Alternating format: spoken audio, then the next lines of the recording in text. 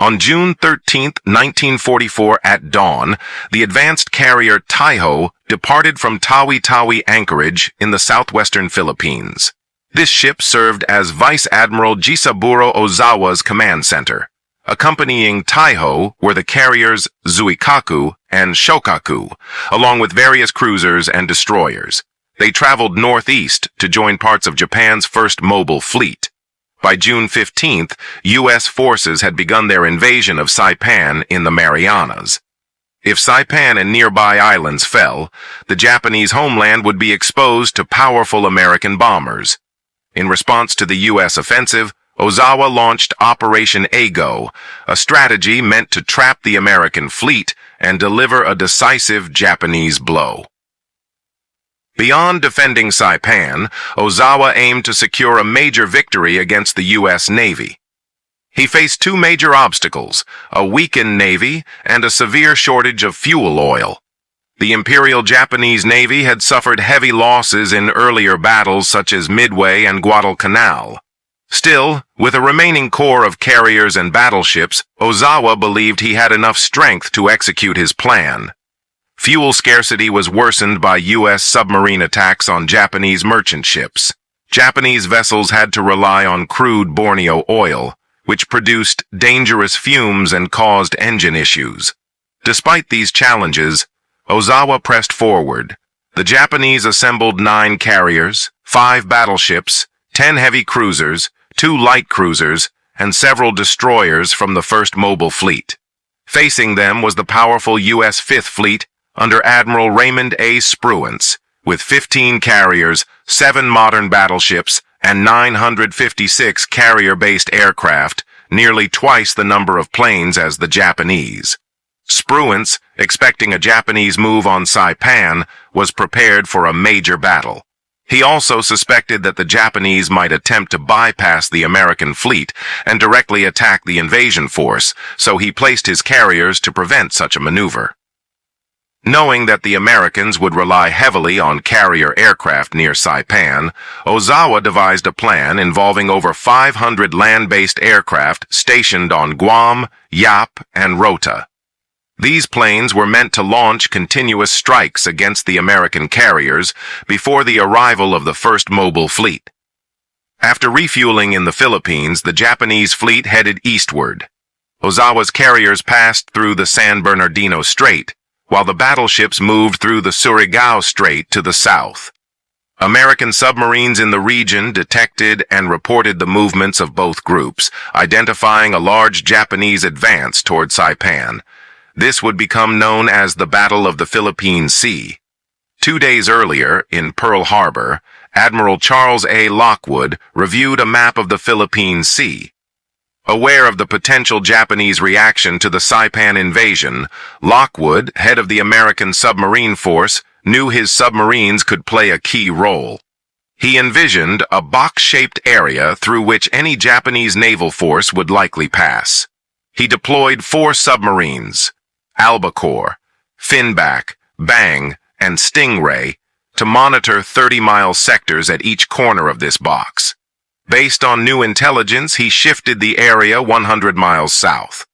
Another submarine, Cavalla, not initially part of this group, would soon prove vital. Cavalla had been at sea for weeks on her first war patrol, having departed from Midway on June 4, 1944. That evening, she carefully exited the harbor with 2 planes overhead for protection and proceeded west. Built by the Electric Boat Company in Groton, Connecticut, Cavalla was commissioned on February 29, 1944, under Lieutenant Commander Herman J. Kostler. One of 73 Gato-class submarines built during the war, she was 311 feet long, displaced around 1,526 tons, and could exceed 20 knots on the surface, though less than 9 knots when submerged. She was equipped with 10 torpedo tubes, 6 forward and 4 aft, carrying up to 24 torpedoes, along with a deck gun and several light anti-aircraft guns. After nearly 2 months of training and preparation, Cavalla transited the Panama Canal and reached Pearl Harbor, where she stayed just under a month before sailing to Midway for her first combat mission. Costler planned to patrol the eastern Philippines. By June 8th, the submarine entered a 500-mile radius around Japanese-held Marcus Island. Surfacing during the day, lookouts kept watch for enemy aircraft. On June 9th, a curious incident occurred. After a slight jolt was felt at the stern, a bleeding whale surfaced behind the boat. Finding no signs of damage, Costler concluded the propellers were likely unharmed. As Cavalla continued her mostly calm westward journey, the weather turned rough on June 14th. High waves and a falling barometer signaled a brewing storm. Although waves flooded the bridge and conning tower hatch, the damage was minor. Attempting to transmit a weather update to Pearl Harbor, the worsening conditions forced Costler to submerge. He resurfaced by mid-afternoon once the weather improved. Around 7 p.m., Cavalla received a contact report from the submarine Flying Fish. Costler changed course toward the reported location. With the storm now past, he resumed a faster speed to make up for lost time. By the evening of June 15th, Cavalla arrived at her patrol area. Costler followed the likely path of the enemy spotted by Flying Fish, but he wasn't the only one searching. At dawn the next day, he spotted another submarine, Pintado. After coordinating, the two agreed to sweep opposite sides of the expected enemy route. By 8 p.m., having found nothing, Costler abandoned the pursuit and kept Cavalla within her assigned patrol zone. Later that night, Cavalla encountered a convoy, possibly 2 tankers with 3 escorts. Costler wasn't sure if it was the same fleet they had been tracking. He followed the group through the early hours of June 17th, but a fast destroyer forced a deep dive, preventing a torpedo attack. By the time Cavalla surfaced, the convoy had disappeared. A fruitless chase followed until around 5:30 p.m., when new orders sent them to a different patrol area. Unbeknownst to Costler, the convoy he had been shadowing was one of 2 supplying Admiral Ozawa's battle group with fuel. Based on submarine reports, Admiral Spruance was convinced the Japanese fleet was on the move. Although American scout planes couldn't pinpoint the exact location of the Japanese carriers, they did observe Japanese seaplanes, an indication that the enemy was nearby. On June 17th, Ozawa continued east, staying out of range of U.S. carrier aircraft until the time was right to strike. Costler gave up his pursuit of the tanker group, but luck would soon be on his side. Just before 8 p.m., a new development was about to unfold. On June 17th, Cavalla's radar detected a ship. Initially, it appeared only as a faint blip, moving west-southwest from a distance of 30,000 yards. The signal was unclear at first, prompting Costler to steer toward it at full engine speed. As they closed the gap, more blips began to appear, indicating the presence of a large fleet. The formation was zigzagging at 19 knots. By 8:15 p.m., 7 distinct radar contacts were visible. Costler surmised that one was an aircraft carrier, while the others were likely battleships and cruisers moving in 2 columns. The carrier, just 15,000 yards away, loomed large even in the darkness. Realizing they were directly in its path, Cavalla submerged to radar depth and prepared for action. Though the radar showed 7 ships, sonar picked up the noise of 15 vessels, indicating a protective screen of destroyers around the larger ships. Recognizing the importance of his discovery, Costler made the difficult decision to surface and transmit a contact report instead of launching an immediate attack. He considered this crucial for the wider war effort. By 9:30 p.m., the task force had passed, except for 2 fast ships, probably destroyers trailing behind. After nearly an hour of evasive maneuvers, Cavalla slipped away and surfaced to send a detailed message to Pearl Harbor. The next day brought little of note. Cavalla tried but failed to reacquire the fleet.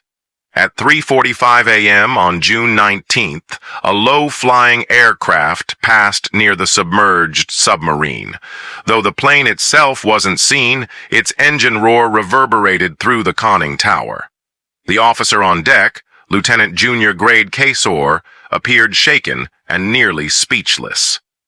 Throughout the day, the submarine spotted several aircraft from a distance. At 10:39 a.m., Costler saw 4 planes circling low about 15 miles away. Soon after, sounds of surface ships came from that same direction. Masts were spotted on the horizon beneath the planes, and sonar picked up even more vessels beyond the periscope's reach. Costler ordered battle stations and moved closer. His astonishment grew as he peered through the periscope again. 4 ships were now in sight, a large carrier with 2 cruisers to the left front and a destroyer about 1,000 yards to the right. Cavalla had found part of the first mobile fleet, which included the carriers Shokaku, Zuikaku, and Taiho, along with cruisers and destroyers. Costler allowed his executive and gunnery officers to take turns at the periscope.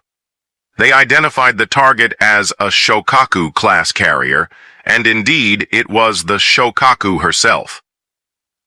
A formidable ship, Shokaku had been launched in August 1941, displaced over 32,100 tons, housed a crew of 1,660, and could carry 72 aircraft.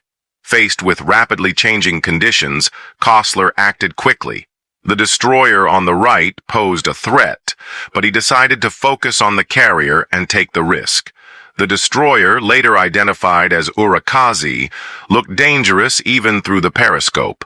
As Costler studied the carrier, he noted its large radar atop the foremast and a prominent Japanese flag. It was in the process of landing aircraft. Only 1 plane remained airborne, while more than 30 crowded the forward flight deck. Unbeknownst to Costler, another American submarine, Albacore, had attacked the Japanese fleet earlier that day. About 60 miles away, it had hit Taiho with a torpedo. Though initially the damage seemed minor, poor damage control would lead to the ship's destruction. Back aboard Cavalla, Costler had the advantage of a perfect attack angle. He only raised the periscope 3 times during the final approach. At 11:18 a.m., with Shokaku just 1,200 yards away, he ordered the launch of 6 torpedoes, set to run at a depth of 15 feet.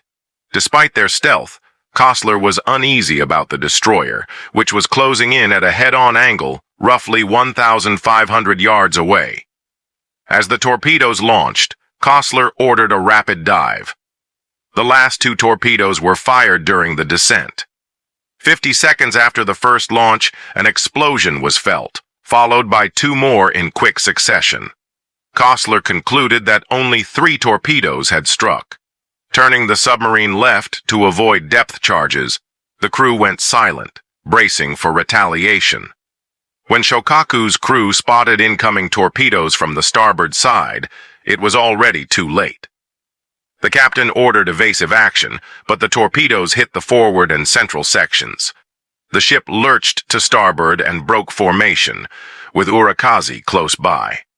Costler now focused on escaping.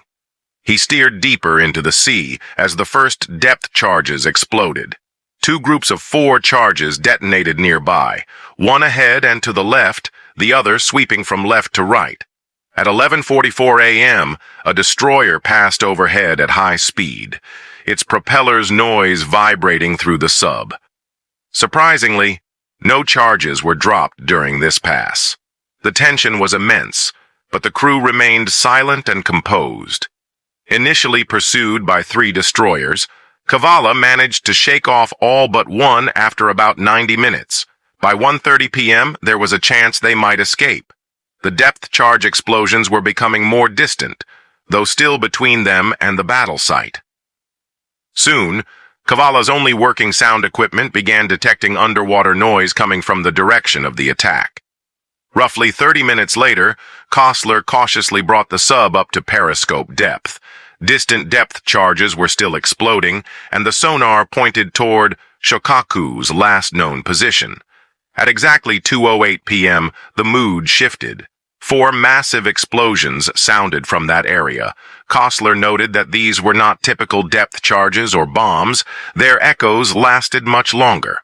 About 15 minutes later, Cavalla reached periscope depth again, but visibility was poor due to surrounding rain showers. After a short observation, Costler ended the evasive maneuvers and the submarine resumed silent running. In just over 3 hours, Japanese destroyers had dropped 106 depth charges, 56 of which detonated close to the submarine.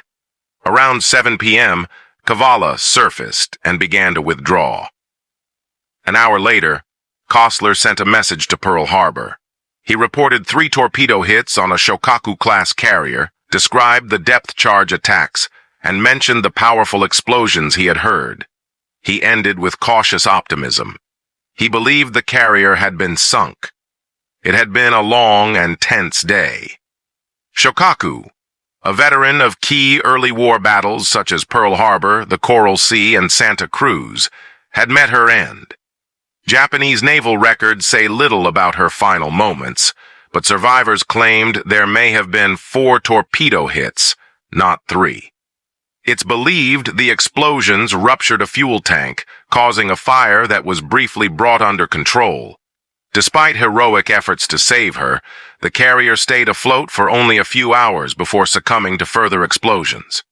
These powerful blasts were likely caused by a bomb magazine or ignited fuel, the same blasts that Cavalla's crew heard from miles away. The revered aircraft carrier vanished beneath the waves, taking with it the lives of 1,272 sailors. Around 570 survivors were rescued by the light cruiser Yahagi and the destroyers Urakazi and Hatsuzuki. After launching torpedoes at Shokaku, Cavalla endured a fierce barrage of depth charges, but emerged with only minor damage. 2 of the submarine's motors and its sonar system were knocked out, and a ventilation pipe was compromised.